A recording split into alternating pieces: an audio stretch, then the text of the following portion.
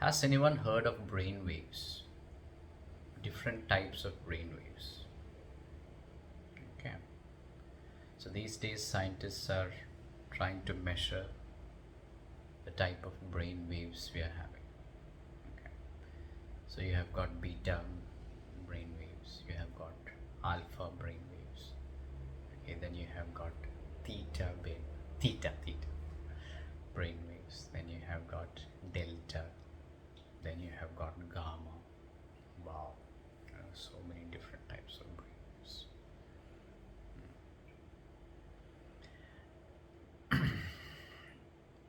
Now, this can be equated to even the letter O. Okay, so Om represents multiple levels of consciousness. Right? This was in our Vedas. It was explained properly. In our Upanishads, it was explained properly about Om, different states of consciousness. Anyone remembers the different states of consciousness? Jagrada avastha, that is wakefulness. Okay, then you have got dream state. Okay, then you have got deep sleep state. So we have got three states. And which is the fourth state? Turiya. Okay, and then we have Turiya state. Okay, so Om represents all these three states. Okay. Now, this is the normal progression of our consciousness.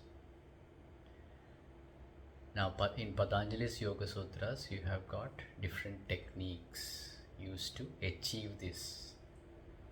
Okay, so you have got pranayama, you have got pratyahara, you have got. Anybody remembers next after pratyahara?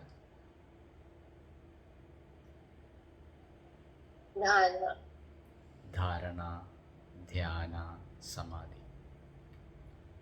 Okay, so these are different types of exercises to get into these different levels of consciousness, right? So this is prescribed. Now scientists are trying to prove, okay, what different brain waves. So they started measuring, okay, how our brain waves are. So if you look at a very person who is extremely stressed and all that, so they measured his brain waves. So, okay, it's beta category. Okay, beta brain waves. And when he is relaxed, okay, slowly that brain waves changes into alpha category. Right? You might get the same effect after doing some exercise, doing some power yoga. Okay, serotonin and all that being secreted, dopamine and all being secreted. Okay, you're starting feeling a bit happy. Earlier you were stressed, now you are kind of happy, right? So you are in that alpha state. So earlier you were stressed, now alpha state. Okay, and then the next one, we're talking about going into the next level, which is the theta state. Okay, so if you look at doing pranayama, different types of pranayama. Okay, pranayama, again there is a transition. Okay, vigorous pranayama, again transitioning into pranayama like Brahmari and all that, which is coming lighter. And then you're talking about pratyahara. Okay, then you're slowly progressing into theta. Okay, so you're talking about concentration. So when dhyana is there, dharana is there, the focus, you're focusing on something. For example, you're focusing on your different chakras. Each chakra, you have got exercises you're focusing. You have got bija mantras for each chakra. That is concentration. Concentration on each chakra.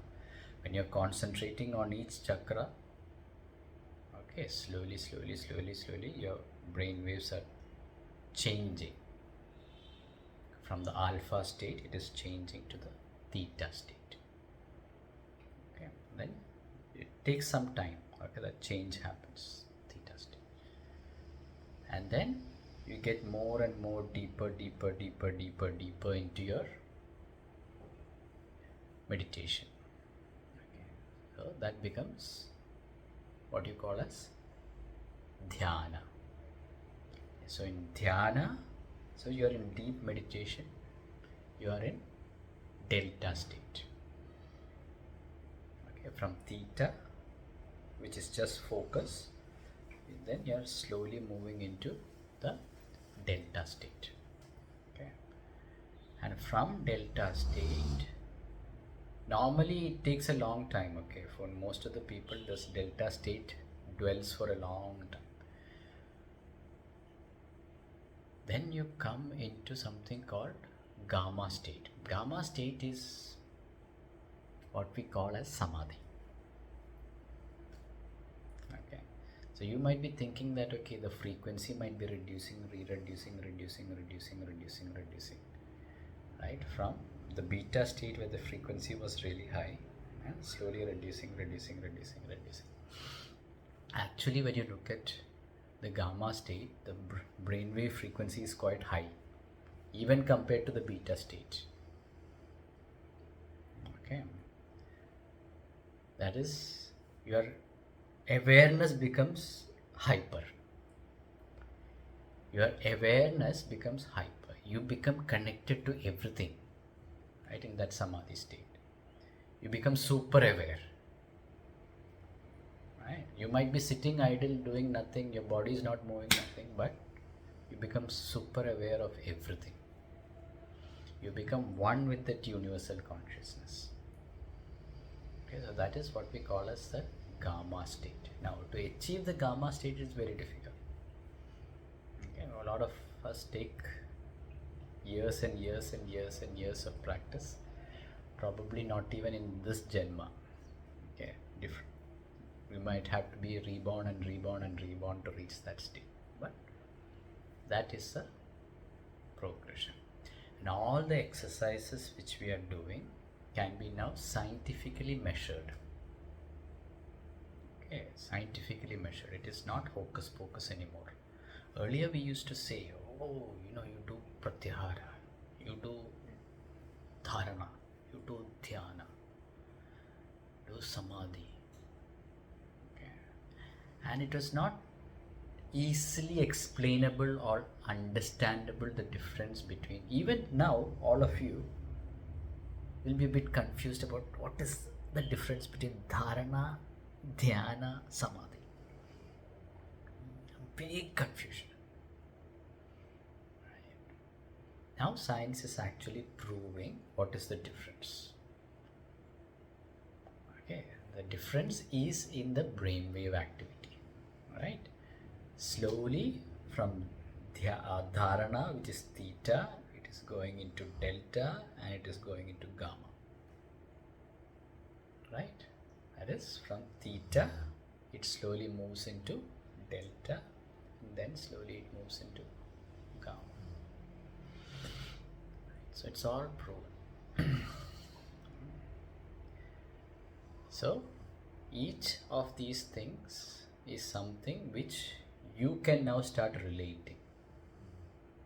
Okay, you can start relating when you start doing this, or when you do these exercises. Not start doing, I hope you are doing.